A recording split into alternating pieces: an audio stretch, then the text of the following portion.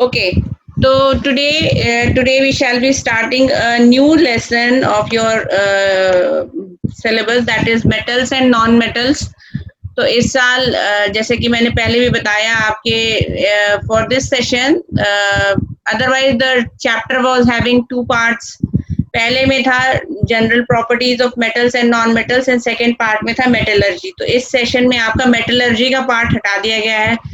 So now the chapter is very easy. You just have to go through the general properties of metals and non-metals, that is physical and chemical properties. ठीक है, तो physical properties से हम start करते हैं metals की. तो क्या क्या होती है फिजिकल प्रॉपर्टीज? तो बहुत ही आसान है और आप कई सालों से पढ़ते आ रहे हैं. Metals are ductile. What do you mean by metals are ductile? Yes Rohit, metals are ductile. हाँ, you can make wires out of them, है ना. आप उनके वायर्स बना सकते हैं. दे आर स्ट्रेचेबल और आप उनको स्ट्रेच करके वायर्स बना सकते हैं. इस प्रॉपर्टी को हम बोलते हैं डक्टिलिटी.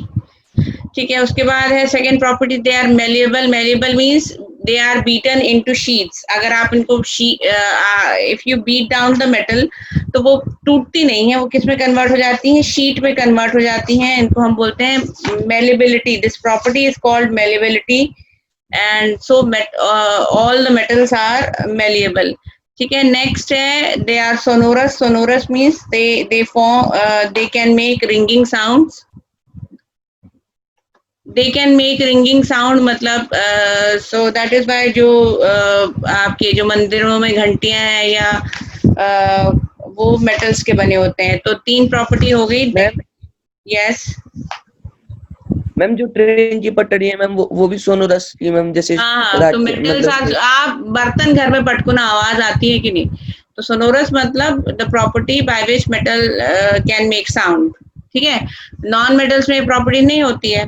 ठीक है, और नेक्स्ट है they are good conductors of heat and electricity. ये जनरल प्रॉपर्टीज है. गुड कंडक्टर ऑफ हीट, इसलिए हमारे कुकिंग यूटेंसिल्स हम मेटल्स के बनाते हैं ताकि हीट ट्रांसफर हो सके. और इलेक्ट्रिसिटी के भी गुड कंडक्टर हैं.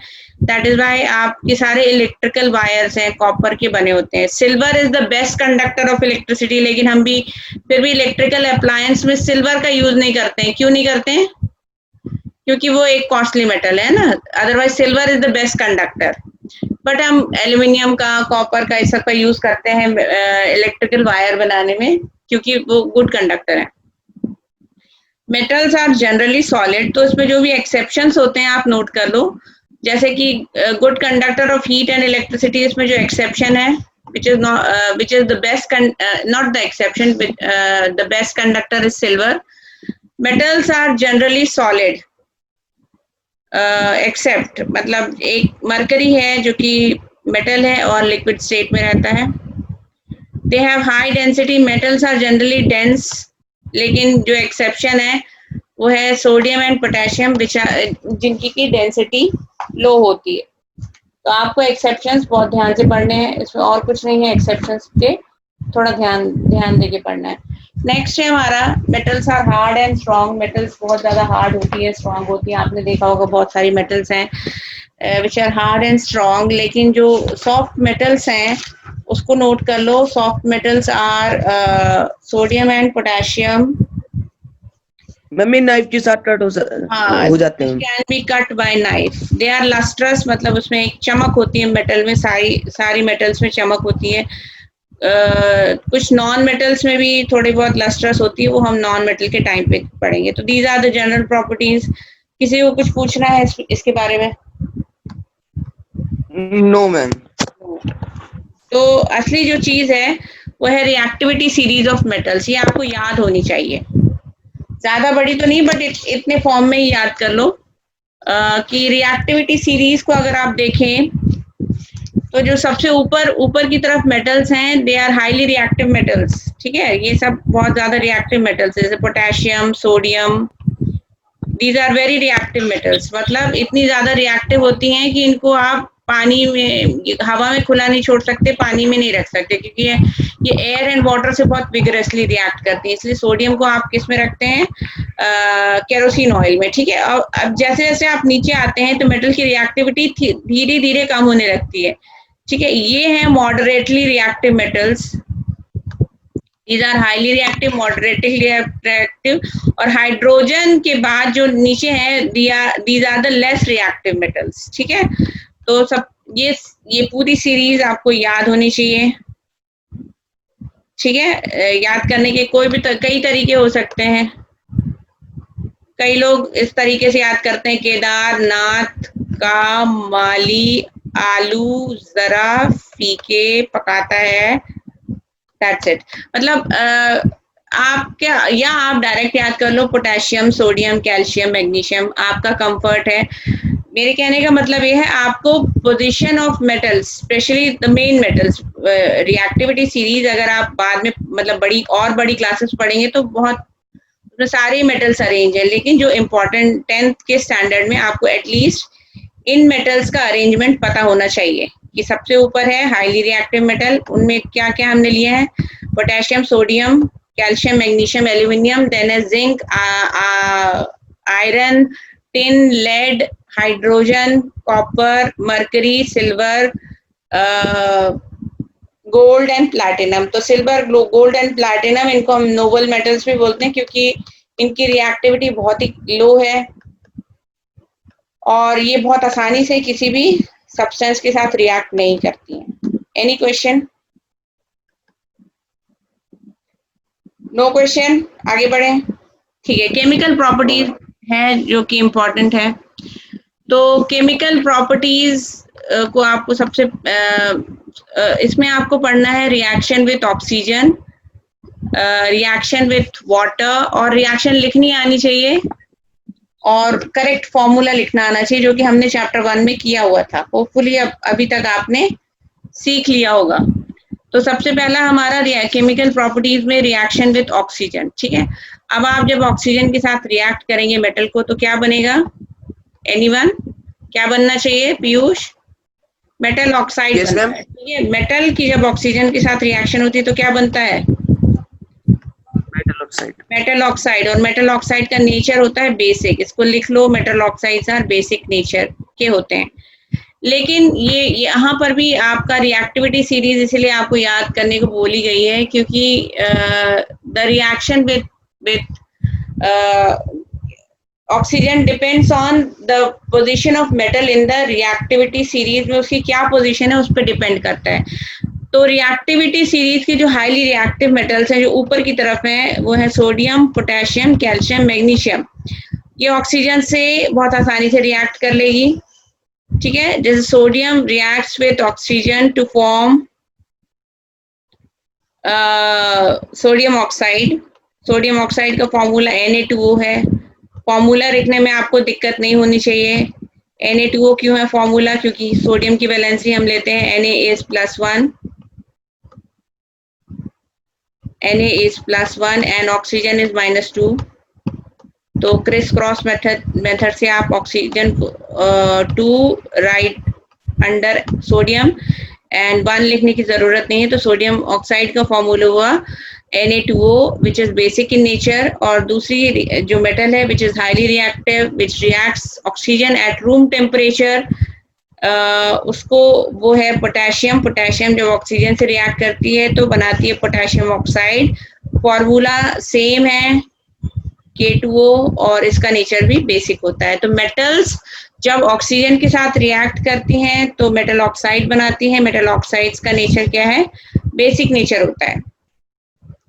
अब यहाँ पर पॉइंट नंबर F देखो, sodium and potassium being at the top of the reactivity series react with oxygen at room temperature. ये रूम टेम्परेचर पे ही रिएक्ट कर लेती है. तो मैंने क्या बोला था कि रिएक्टिविटी सीरीज में ऊपर की तरफ जो मेटल हैं उनकी रिएक्टिविटी बहुत ज्यादा है और वो रूम टेम्परेचर पे ही चीजों से रिएक्ट कर लेती है. तो सोडियम और पोटेशियम ऐसे ही मेटल्स हैं. That is why you can't keep them open in the air. और ये रिएक्शन बहुत विगरस होती है कि आग लग जाती है ना.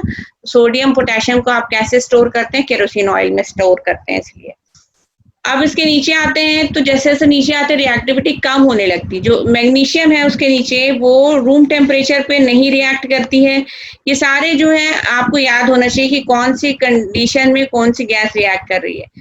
मैग्नीशियम को आपको बर्न करना पड़ता है ऑक्सीजन की प्रेजेंस में, तब आपका क्या बनता है? Magnesium oxide. मैग्नीशियम ऑक्साइड का फॉर्मूला MgO है. क्योंकि Mg is written as Mg+2 and oxygen is oxygen -2, 2 cancel हो गया और फॉर्मूला बना MgO।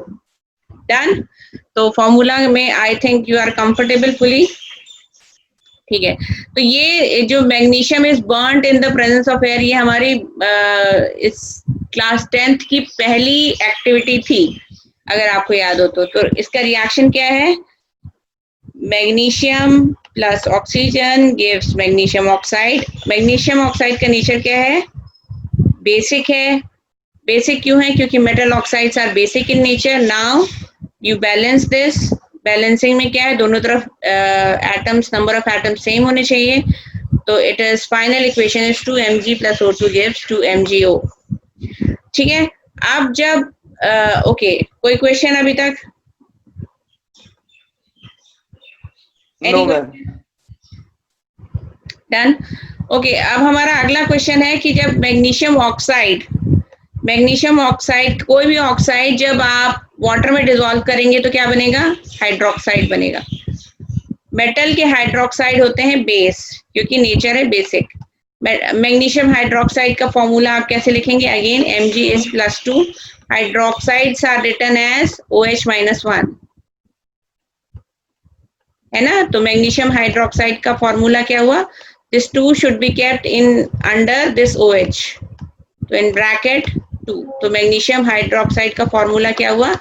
MgOH2 twice. ठीक है, क्लियर।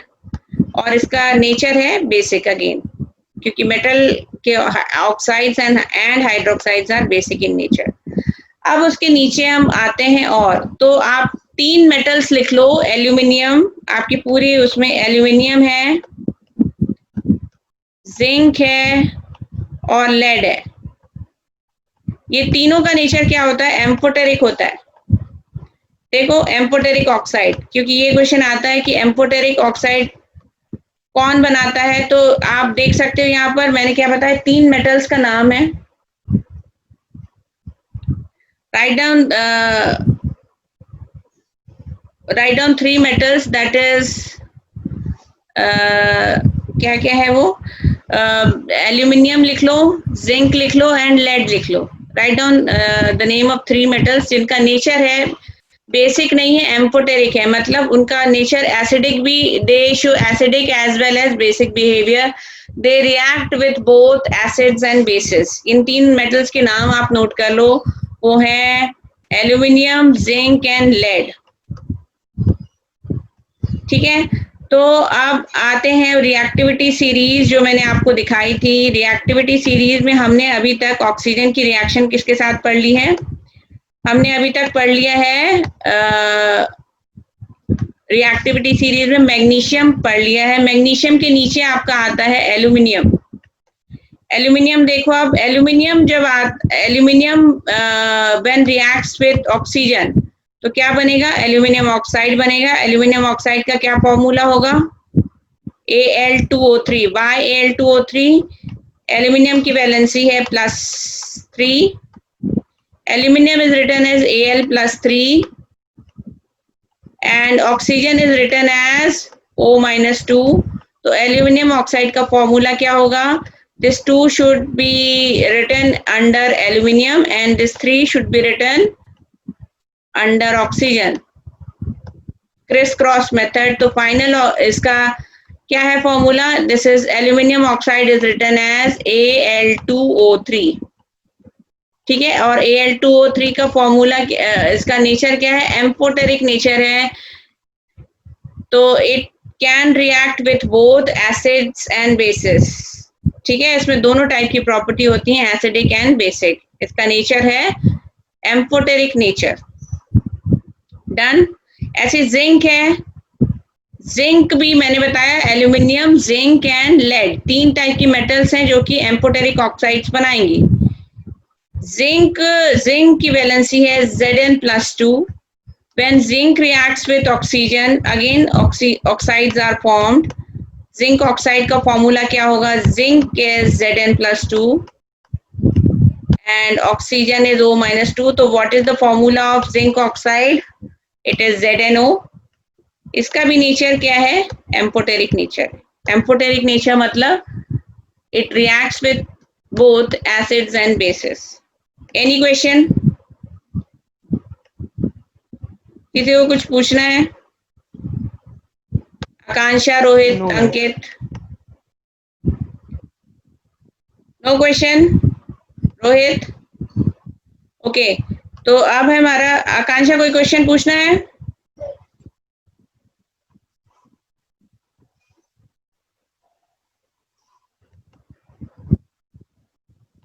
बोलो भाई। ओके, तो चलो लेट्स प्रोसीड फर्दर। किसी को कुछ नहीं पूछना अभी तक, है ना? नेक्स्ट है, नेक्स्ट हमारा आता है अब reaction of metals with water. ठीक है, तो reaction of metals with water, तो जब भी मेटल रिएक्शन करेगी वाटर के साथ तो क्या बनाएगी? Hydroxide with the evolution of hydrogen gas. तो रिएक्टिविटी सीरीज मैंने दिखाई थी, अगेन इसको याद करना आपको जरूरी है। तो रिएक्टिविटी सीरीज में जो हाइड्रोजन के ऊपर मेटल्स हैं वो ही वाटर से रिएक्ट करके हाइड्रोजन गैस को निकाल पाएंगी। क्यों? क्योंकि the metal should be more reactive with than hydrogen. ठीक है, तो यहाँ पर देखो लिखा हुआ है, व्हाट इज रिटन कि only those metals which are above hydrogen. तो मेटल जब हाइड्रोजन से रिएक्ट करती है तो क्या बनता है?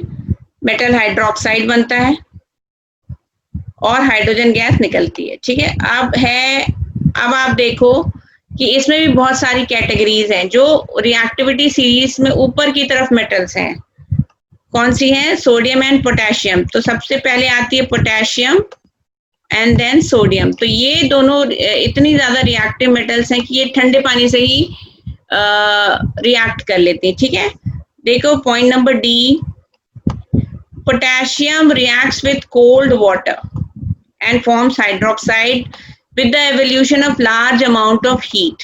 समझ में आ गया? बहुत ज्यादा हीट निकलती है, ये एक्सोथर्मिक रिएक्शन है। तो पोटेशियम एंड सोडियम दोनों क्या करेंगी? ठंडे पानी में ही रिएक्ट कर लेंगी और बहुत ज्यादा हीट निकलती है। डन?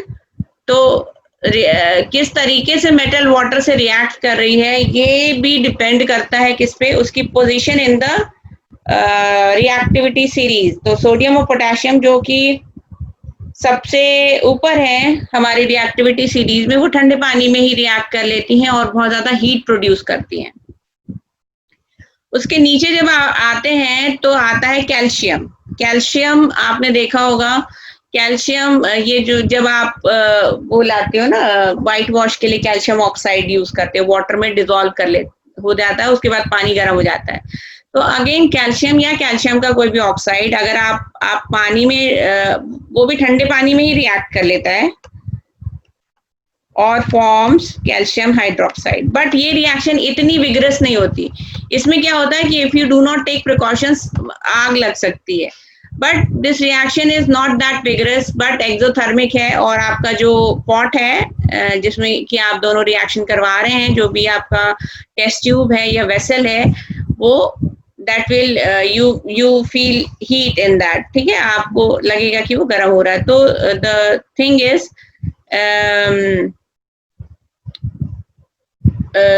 व्हेन आप थोड़ा नीचे आएंगे तो मेटल की रिएक्टिविटी थोड़ी कम हो जाती है, मतलब इतना विगरसली वो रिएक्ट नहीं करती, बट रिएक्ट करती ठंडे पानी से। और this reaction is exothermic reaction. ठीक है, और नीचे आप आएंगे तो उसके नीचे कौन सी मेटल है? That is magnesium. उसके नीचे अब अगर आप आएंगे तो सोडियम, उसके बाद कैल्शियम। तो ये जो सोडियम और पोटेशियम है, ठंडे पानी से ही बहुत विगरस रिएक्शन है, आग लग सकती है। कैल्शियम भी ठंडे पानी से रिएक्ट करती है, but the reaction is exothermic but not that vigorous. Clear? उसके बाद है मैग्नीशियम। उसके नीचे आती है मैग्नीशियम। मैग्नीशियम है, मैग्नीशियम ठंडे पानी से रिएक्ट नहीं करती। अब ये किससे? अब मैंने जैसे बोला, जैसे आप नीचे जाते हैं तो रिएक्टिविटी कम होती जाती है। तो मैग्नीशियम किससे रिएक्ट करेगी? हॉट वाटर से रिएक्ट करेगी, गर्म पानी से रिएक्ट करती है और ये हाइड्रोक्साइड भी एक स्टेप में नहीं बनता, पहले वो ऑक्साइड बनाती है, फिर उसके बाद ऑक्साइड फर्दर फॉर्म्स हाइड्रोक्साइड। तो पहले हाइड्रोक्साइड बनाएगी, पहले वो ऑक्साइड बनाएगी, MgO प्लस हाइड्रोजन बनेगा पहले, ठीक है। अब दूसरे स्टेप में ये MgO जो है that further reacts with water to form magnesium hydroxide. Okay,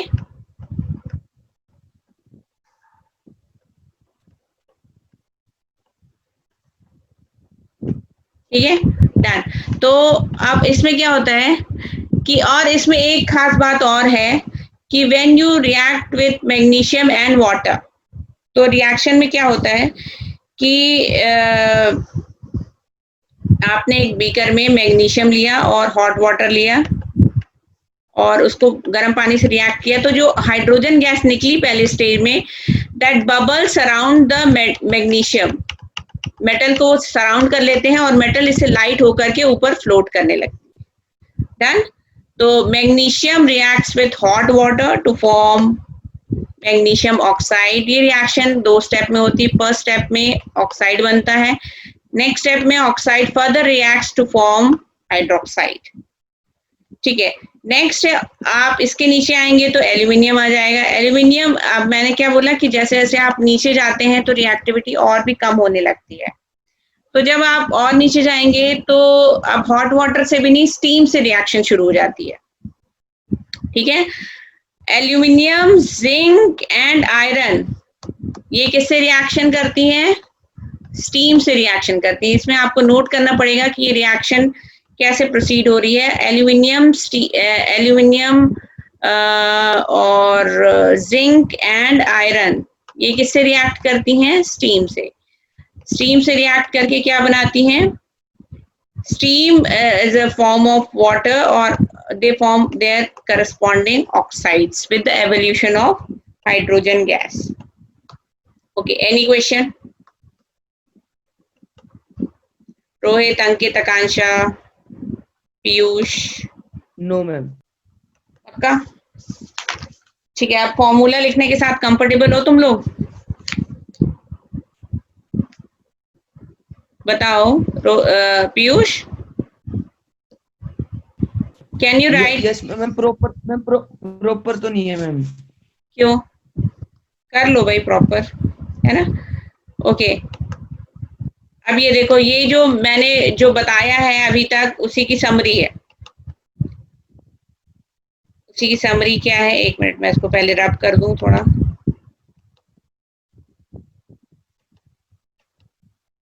okay, इसको थोड़ा रब कर दें तो ये और क्लियर हो जाएगा। तो सबसे ऊपर जो है सोडियम, पोटेशियम एंड कैल्शियम, ये किस तरह के पानी से रिएक्ट करती हैं? बोलो Rohit. Reaction with water, you can see reaction with cold water here. Reaction with cold water, कौन कौन रिएक्ट करेगा? सोडियम, पोटेशियम एंड कैल्शियम, ठीक है। Then a reaction with hot water. Hot water से कौन रिएक्ट करता है?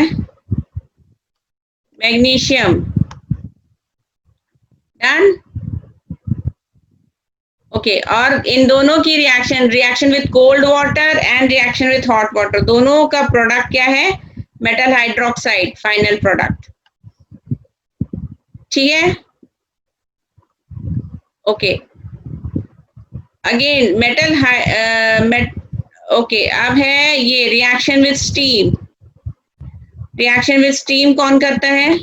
एल्यूमिनियम, जिंक एंड आयरन, और वो क्या बनाते हैं? Metal oxides. क्लियर हो गया? कुछ पूछना है?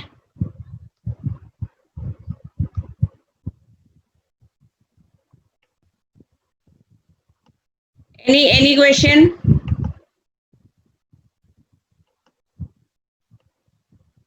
रोहित, आवाज नहीं आ रही, unmute yourself and ask. Unmute yourself Rohit. Ma'am मैं पढ़ रहा था बस ऐसे ही। ओके ओके, ठीक है। तो आई थिंक क्लियर हो गया है, किसी को कुछ नहीं पूछना है? Okay yes ma'am. अब है रिएक्शन विद डाइल्यूट एसिड्स। इसके लिए भी आपको अगेन क्या करना पड़ेगा, रिएक्टिविटी सीरीज याद करनी पड़ेगी, कोई ऑप्शन नहीं है। रिएक्टिविटी सीरीज अगर आपको याद नहीं है तो आप नहीं पता कर पाओगे कि उस मेटल की क्या पोजीशन है रिएक्टिविटी सीरीज में।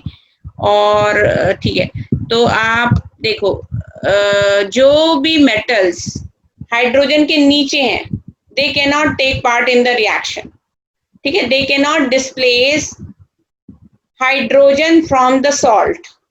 तो हाइड्रोजन के नीचे वाली मेटल हैं जैसे कॉपर, सिल्वर, गोल्ड, प्लैटिनम, ये हाइड्रोजन को एसिड में से डिस्प्लेस नहीं कर सकती, ठीक है। बाकी जो मेटल्स हैं they are metals which are above hydrogen, they react with dilute acid to form, क्या बनाएंगे वो, metallic salt and hydrogen gas. अब इसमें देखो ये रिएक्शन है, कैसी रिएक्शन है, this reaction is displacement reaction. अभी आगे हम देख लेंगे।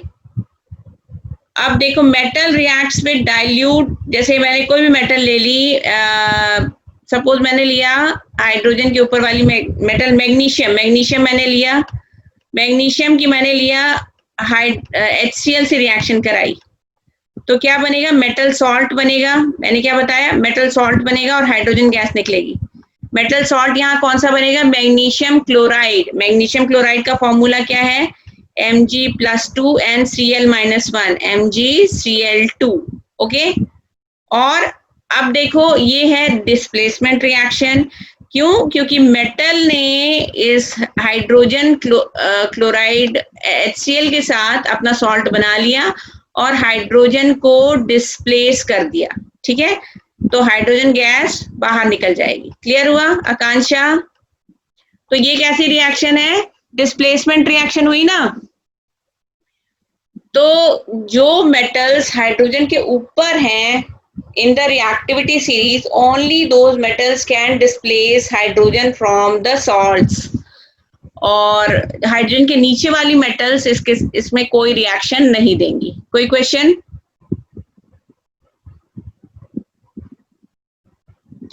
ओके, अब है मेटल का अगर हम सल्फ्यूरिक एसिड के साथ रिएक्शन करेंगे तो क्या बनेगा, मेटल सल्फेट्स बनेगा। Write down in your notebook reaction of magnesium with H2SO4, सब लोग लिखेंगे magnesium with H2SO4। Akanksha start writing reaction of magnesium with sulphuric acid, reaction of magnesium with sulphuric acid, लिख लिया? Akanksha you are not writing. Magnesium plus sulphuric acid, magnesium plus sulphuric acid क्या बनेगा, H2SO4।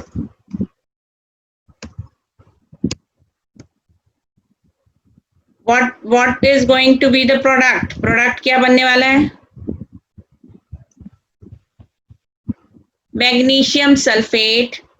क्या formula होगा magnesium sulphate का, Mg in bracket SO4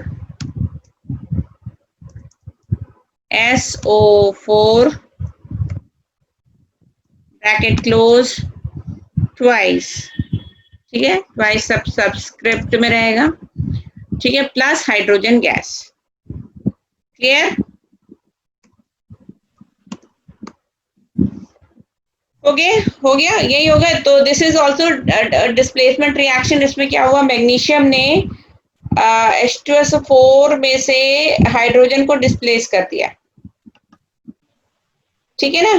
तो ये कैसी है, डिस्प्लेसमेंट रिएक्शन है। तो only those metals which are lying above hydrogen can undergo this reaction, can do this reaction, okay.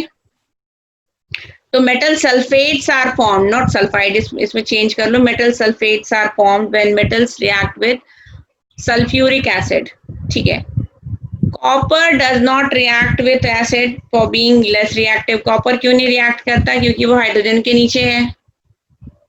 Done. Metals below hydrogen do not react with dilute acids, ठीक है। Metal जो hydrogen के नीचे हैं they do not react with dilute acids. Silver, gold and platinum ये less reactive metals हैं, मतलब hydrogen के नीचे हैं. They do not react with acids. All metals above hydrogen react with acid to give metal salt plus hydrogen gas, and this is a type of displacement reaction. ठीक है, but जो HCl और H2SO4 के साथ तो इस type की reaction होती है, but HNO3 is the HNO3 मतलब नाइट्रिक एसिड, यहाँ पर एक एक्सेप्शन है. द रिएक्शन, अब इसको नोट कर लो, इसके ऊपर क्वेश्चन आ सकता है कि the reaction between nitric acid plus metal में हाइड्रोजन नहीं निकलती है, क्योंकि नाइट्रिक एसिड एक स्ट्रॉन्ग ऑक्सीडाइजिंग एजेंट है. वो हाइड्रोजन को ऑक्सीडाइज किसमें कर देता है, वाटर में कर देता है, एंड खुद मेटल नाइट्रेट्स बना लेता है. ठीक है, तो the reaction with nitric acid and metals में आपको हाइड्रोजन नहीं मिलेगी. रीजन क्या है, nitric acid is a strong oxidising agent और it oxidises hydrogen into water. तो हाइड्रोजन आपको नहीं मिलती है, प्रोडक्ट में क्या मिलता है, वाटर मिलता है प्लस मेटल नाइट्रेट्स मिलते हैं, प्लस नाइट्रोजन डाइऑक्साइड या नाइट्रिक ऑक्साइड ऐसी गैस निकलती है. Reason being nitrogen HNO3 is highly oxidising agent. तो खाली दो मेटल्स ऐसी हैं जिनके साथ जो नाइट्रिक एसिड है वो है देता है आपको हाइड्रोजन, वो है manganese and magnesium. Write down, ये क्वेश्चन अक्सर आता है कि name the metals with which nitric acid gives hydrogen. तो वो कौन सी दो मेटल्स हैं, मैग्नीज एंड मैग्नीशियम. क्लियर हो गया, कुछ पूछना है किसी को? तो ये नाइट्रिक एसिड वाला केस याद कर लो. नाइट्रिक एसिड के बारे में तो क्वेश्चन आता ही है. रीजन क्या है इसका, क्योंकि ये एक्सेप्शनल बिहेवियर है. कभी भी किसी का एक्सेप्शनल बिहेवियर है वो तो पूछा जाएगा. तो no question till now. Okay, तो इस वीडियो को लाइक करें, हमारे चैनल को सब्सक्राइब कर बेल आइकन जरूर प्रेस करें हमारी न्यू वीडियो सबसे पहले देखने के लिए.